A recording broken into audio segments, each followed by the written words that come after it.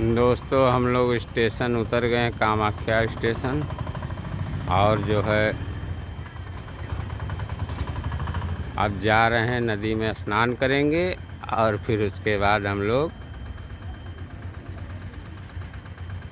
दर्शन करेंगे।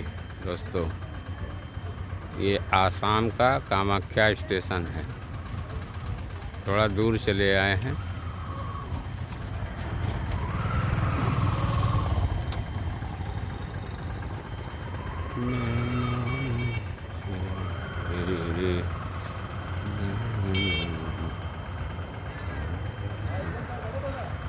ये पहाड़ है दोस्तों, ये पहाड़ी इलाका है, यहाँ सब पहाड़ पहाड़ है।